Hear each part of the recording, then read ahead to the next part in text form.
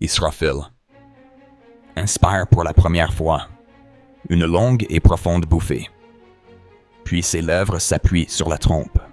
Et alors surgit ce bruit, ce vacarme effrayant, ce son qui glace le sang. D'abord, il résonne aux abords de la Mecque, la ville sacrée. De là, il se propage à Médine, enveloppe la mosquée du prophète, vole jusqu'à Istanbul, faisant trembler Sainte-Sophie. À Londres, Big Ben s'arrête. À New York, les gratte-ciels frémissent. À Tokyo, la technologie se fige. Tout bascule, tout s'arrête. Partout, au même instant. Les étoiles chutantes disparaissent une à une. Le soleil, jadis source de lumière, s'efface sous un voile d'obscurité. La lune se fend, comme si une partie d'elle se détachait du reste. L'univers immense se mue en un gigantesque tombeau. Rien. Silence total. Obscurité totale. La mort, partout, recouvre chaque chose. Seul Allah subsiste, lui, le vivant éternel. À qui appartient le royaume en ce jour?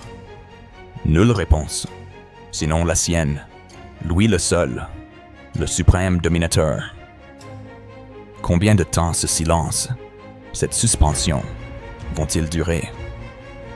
40 ans, 40 jours, 40 instants. Nul ne sait, car le temps lui-même s'est effacé. L'espace a cessé d'exister. Seul le Créateur détient le secret de cette attente. Les morts livrés à la terre, les os devenus poussière, les cheveux putréfiés, les ongles disparus. Mais les âmes, elles, demeurent, suspendues, patiemment retenues dans le monde du barzakh. Certaines, tourmentées par les supplices de la tombe, d'autres, apaisées par ses faveurs. Toutes pourtant attendent, sans exception, le souffle suspendu, jusqu'au jour solennel où tout sera dévoilé. Alors vient, enfin, cet ordre attendu. Souffle à nouveau dans la trompe, Israfil. Et cette fois, il inspire une seconde fois.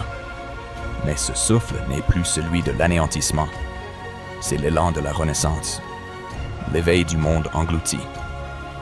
Le son traverse la création, résonne dans chaque recoin. La terre éclate, les tombes s'entr'ouvrent, les mains surgissent, puis des bras, puis les têtes qui émergent. Les os s'assemblent, la chair recouvre les squelettes, les poils repoussent, les regards s'allument. L'humanité se relève à tâtons, couverte de poussière, stupéfaite, nue, transie de peur. Il murmure, ébranlé. Qui donc nous a tirés de notre sommeil sépulcral? Puis la mémoire revient, leur rappelant de la promesse tant redoutée. Malheur à nous. Les prophètes ne nous avaient-ils pas avertis? C'est là ce que le miséricordieux avait annoncé. Yassine 52. Les cris retentissent, se répercutent sans fin, mais il est trop tard. La frayeur règne sans partage. Tous cherchent une échappatoire, mais il n'y en a point. La foule entend soudain les voix des anges. Rassemblez-vous, alignez-vous, avancez vers la grande plaine du rassemblement. Des groupes innombrables, titubants, ballottés comme des troupeaux apeurés, têtes basses, corps affolés, jambes chancelantes, respiration haletante. Ils glissent à voix basse. Ô Seigneur, ô Maître. Mais pour beaucoup, l'heure des supplications est révolue, car tant qu'ils le pouvaient, ils avaient à négliger la prière. Ils avaient à reléguer Allah loin de leurs préoccupations. Désormais, ils sont rattrapés par l'irréversible. Le Machar, un espace sans limite, vaste comme le monde, ou plus encore, où se massent milliards, trillions d'âmes. De Adam jusqu'au dernier né, serrés à l'extrême, sans air ni écart. La fournaise ardente du soleil n'est plus qu'à une enjambée au-dessus d'eux. La chaleur accablante, les sueurs ruisselantes. Certains n'ont que les chevilles baignées, les moins pécheurs. D'autres, jusqu'aux genoux, à la ceinture. D'autres jusqu'au cou. Puis certains, engloutis par la sueur, en sont submergés, les pires d'entre eux. Ils suffoquent sans pouvoir mourir. La mort, elle aussi, est morte. Le supplice dure 1000 ans, 2000, 10, 50 000 ans, autant que pour une journée auprès d'Allah. Toujours la même attente insoutenable, toujours la sueur, la peur. Ils hurlent, accablés. Ô Seigneur, juge-nous enfin. Cette attente est plus cuisante que le châtiment lui-même. Jette-nous même en enfer, mais libère-nous de cette attente. Mais Allah, juste, dans sa justice, les laisse patienter, car, autrefois, c'est eux qui faisaient attendre son appel, retardant la prière, repoussant le repentir. Voilà leur tour d'attendre. Apparaît alors de loin une explosion terrifiante, un grondement comme 1000 volcans, 100 000 séismes. Ce bruit monstrueux s'approche, transperce les oreilles, vibre jusqu'aux moelles. Le voilà, l'enfer, tiré par 70 000 chaînes, chacune traînée par 70 000 anges. Ce jour, l'enfer est présenté à la création. Page 23. Furieux, affamé, sauvage, luttant contre ses liens, Malik à sa tête, peine à le contenir. La bête hurle, veut tout dévorer. Sous la pression, un gigantesque fragment se détache, torrent de feu, comme une montagne incandescente qui fonce vers la plaine. La panique s'empare de tous. Ils s'affolent, freinent, se jettent à terre, mais le feu approche, irrésistible, prêt à consumer la foule entière. À l'ultime seconde, surgit Jibril, vêtu de lumière, tenant un petit récipient rempli d'un liquide limpide. Il verse ce nectar sur la masse incandescente. Un nuage épais, la vapeur monte, la flamme s'éteint d'un coup, devient pierre gelée. Un immense soupir général, ils ont survécu, ébahis. Mais alors, d'où venait ce liquide magique? Jibril répond, ce sont vos larmes, versées jadis.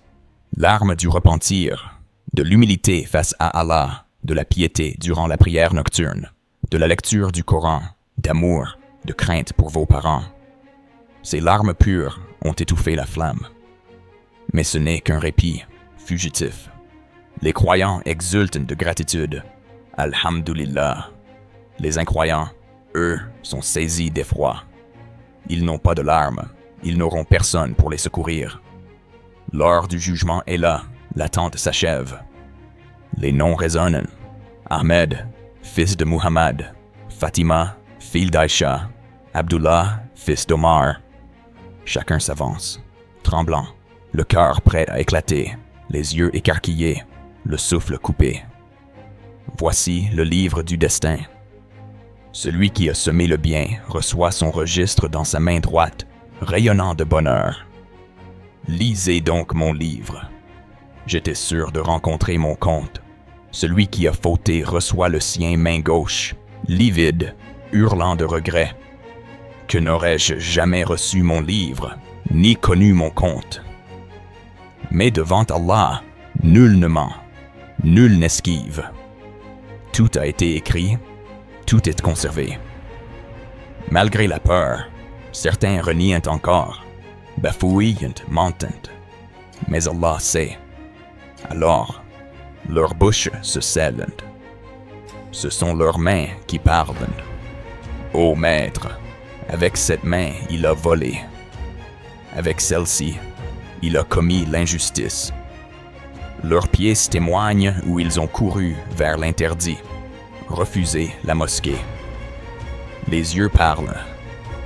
Ils ont contemplé l'illicite, visionné l'impur. Les oreilles. Ils ont écouté le faux, colporté la médisance. La langue. Elle a menti, calomnié, maudit. L'accusé, sidéré, voit ses propres membres l'accuser. Pourquoi témoignez-vous contre moi? Répondront-ils. C'est Allah, celui qui fait parler toutes choses, qui nous fait attester. Rien ne reste caché. Chaque détail révélé, plus de déni, plus d'excuses. La justice divine ne lèse personne. pas même le poids d'un atome. En Nisa 40. Toute bonne action, fût-elle minuscule, sera récompensée. Tout mal, même infime, sera sanctionné. Certaines âmes trouveront grâce auprès de leur Créateur par sa mansuétude. Mais pour la plupart, le chemin les conduit vers le feu. Ainsi l'a prédit le prophète. Sur 1000 enfants d'Adam, 999 iront vers la fournaise. Le verdict final tombe. Il est l'heure de la séparation. Les damnés sont enchaînés, traînés comme des troupeaux, le fer cernant bras, cou, cheville. Ibrahim 49. Ils supplient, pleurent, à genoux. Seigneur, accorde-nous une seconde chance. Renvoie-nous vers la vie, nous serons justes. Mais il est trop tard, déjà trop tard. Même renvoyés à la vie, ils referaient les mêmes erreurs. Al-An'am 28. Les anges, impassibles, les extraient sans pitié. Au-dessus de l'enfer s'étend un pont fin comme un cheveu, tranchant tel une lame, le sirat.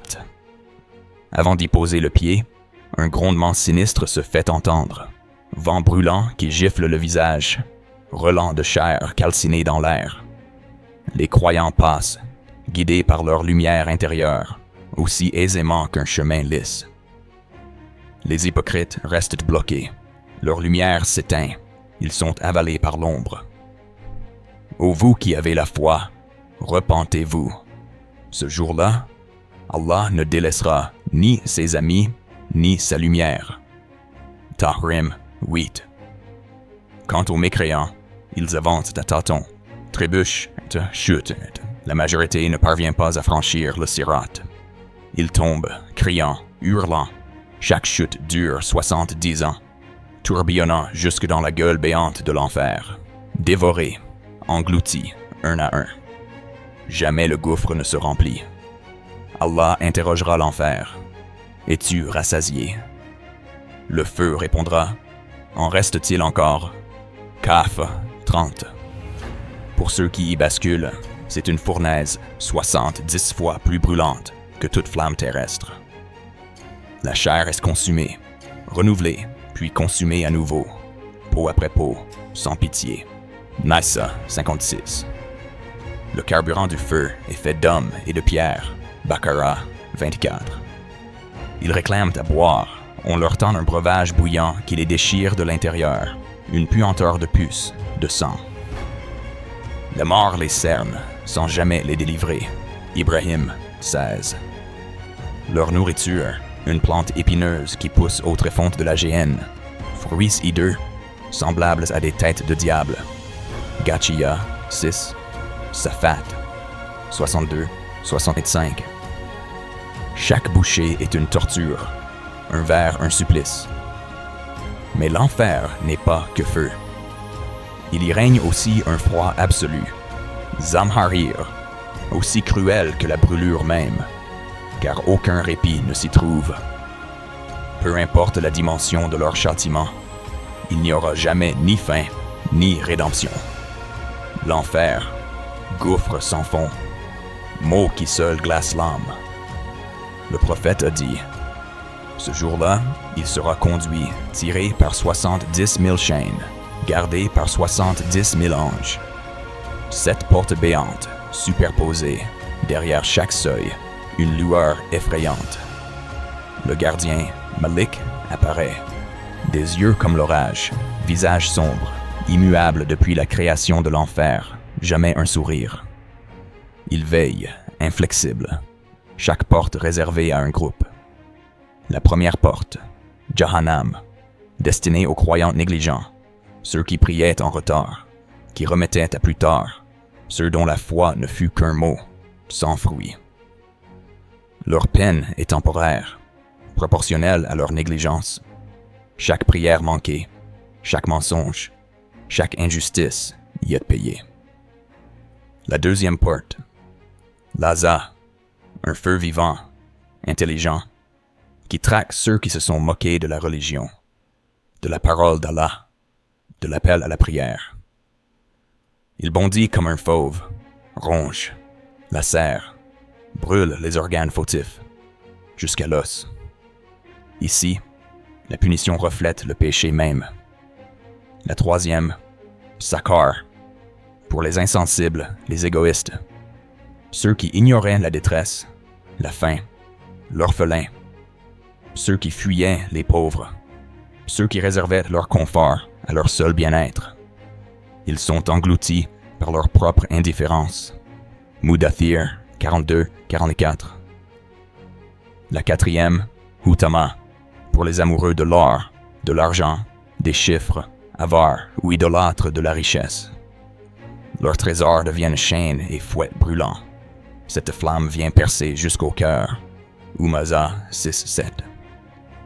La cinquième, Jahim, pour les despotes, les arrogants, les tyrans de toutes sortes. Rois, chefs, oppresseurs domestiques ou politiques. Toutes leurs superbes fonds, leurs titres sont réduits à néant. Tous dépouillés, nivelés par les flammes, désormais anonymes parmi les damnés. Ibrahim 15. La sixième, Sahir, pour les semeurs de chaos, fauteurs de guerre, ennemis des prophètes, destructeurs de paix. Ici, chaque cri des opprimés retentit dans la fournaise. Chaque goutte de sang verse une souffrance supplémentaire. Mulk 7. La septième, Hawiya, abîme sans fond, réservé aux hypocrites, ceux qui prononçaient la shahada mais trahissaient dans leurs actes. Masques arrachés, vérités exposées. Même le feu frémit devant la duplicité. La chute n'en finit jamais, car la tromperie n'a pas de limite. En Nisa 145. Alors que les foules avancent, l'enfer crache d'immenses jets étincelants. Le prophète évoquait qu'une pierre lancée dans l'enfer mettrait 70 ans à atteindre le fond, tant il est profond. Les flammes de la géhenne, non comparables à celles du monde, elles sont 70 fois plus intenses, assoiffées de justice. Chaque membre est frappé selon ses méfaits. La langue du menteur consumée, la main du voleur détruite, le ventre de l'usurier ou de l'adultère dessous. Jamais de repos, jamais d'apaisement, la soif jamais étanchée. À chaque fois qu'ils implorent un échappatoire, ils sont rejetés dedans. Hajj 22. Ils supplient un Malik, plein de désespoir. Ô Malik, sollicite ton Seigneur pour qu'il mette fin à tout ça. Mais c'est un refus glacial. Vous demeurerez ici. Zukhruf 77. Les damnés appellent à l'aide les habitants du paradis. Versez-nous un peu d'eau.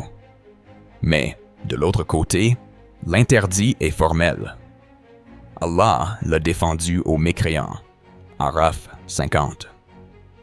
Solitude, tourment, années qui se comptent en milliards, puis en trillions, et pourtant ce n'est que le commencement.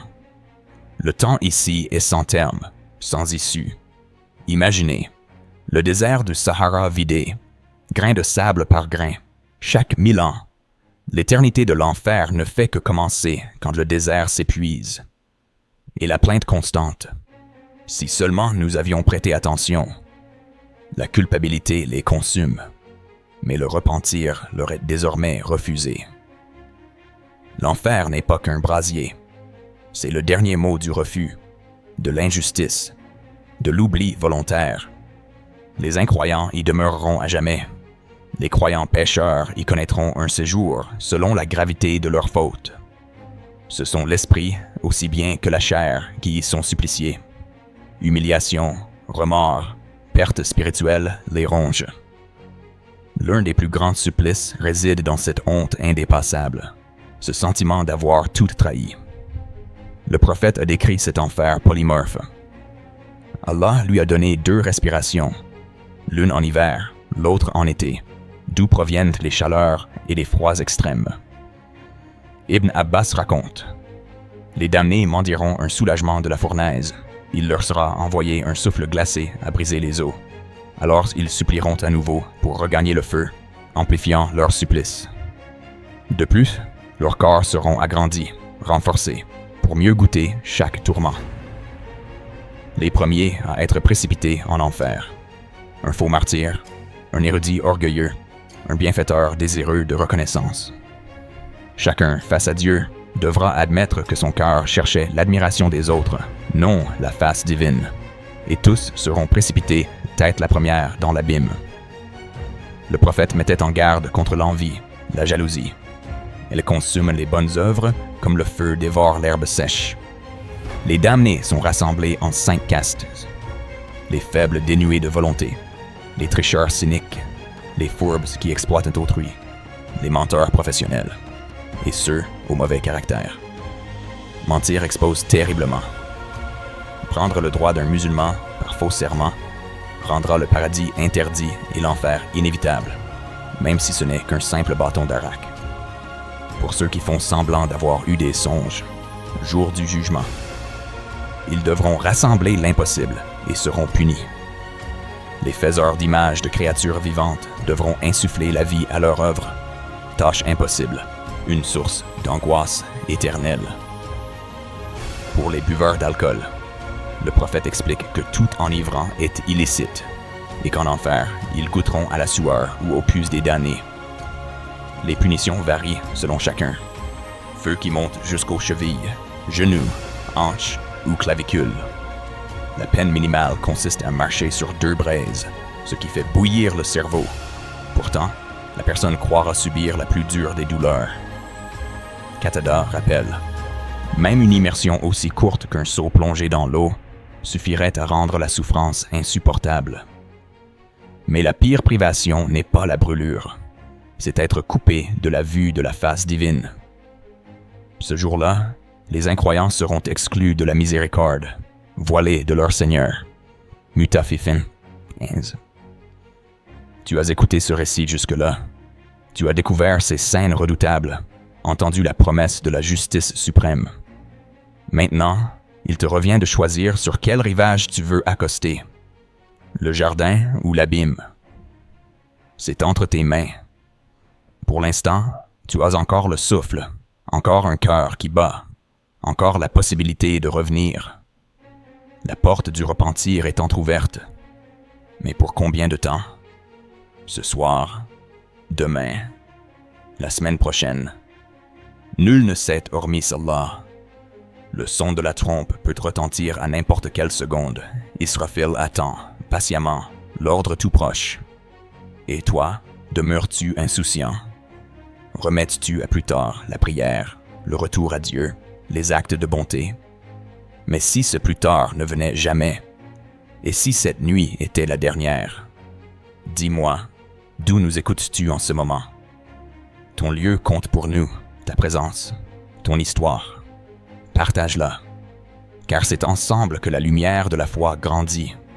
La nôtre, la tienne, celle de tous ceux qui cherchent la vérité. Partage cette vidéo, transmets-la à tes proches. La réalité de l'enfer est indéniable. Chaque avertissement repose sur le Coran. Ô vous qui croyez, préservez-vous, ainsi que vos familles, d'un feu dont le combustible sera les hommes et les pierres. Des anges, rudes et implacables, veillent dessus, obéissant sans jamais faillir à leur Seigneur. Entends-tu l'écho du désastre qui approche? Ce jour-là, des visages seront couverts d'humiliation, épuisés, sans rien dans les mains, jetés dans les flammes, abreuvés à l'eau brûlante, nourris de piquants râpeux, emprisonnés à jamais dans des portes fermées. Le déni ne protège pas. Ignorer ne change rien. Se préparer, avoir la foi, agir dans la justice, se tourner vers Allah, voilà le salut. Le temps est encore accordé, mais il ne va pas durer à l'infini. Ouvre les mains, tourne-les vers le ciel et murmure. Ya Rab, protège-moi de l'enfer. Ô Allah, accorde-moi ta guidance. Permets-moi de vivre et de mourir dans la foi pure, et de rejoindre les justes auprès de toi. Que Dieu te protège, nous protège, qu'il nous accorde le paradis, et nous épargne le châtiment du feu. Notre Seigneur, préserve-nous du supplice de l'enfer. Son tourment est perpétuel. C'est une bien mauvaise demeure. Furqan 65 sur 66. La porte du retour reste ouverte tant que le soleil ne s'élèvera pas de l'ouest. Lorsque le ciel se fendra, teinté d'un rouge d'huile brûlante, la stupeur envahira les cœurs. Des événements titanesques seront alors dévoilés. Raman 37. Ô notre Seigneur, nous voyons, nous entendons. Renvoie-nous sur terre pour que nous agissions en bien. Oui, maintenant nous croyons vraiment. Mais s'ils étaient renvoyés, ils reviendraient pourtant à l'interdit. Assurément, ce ne sont là que des mots. Anam 28. Si ce récit a touché ton cœur, abonne-toi, partage-nous d'où tu nous écoutes. Propage ces paroles à ceux que tu aimes. Prions ensemble que la lumière nous guide et que la vérité te trouve là où tu es.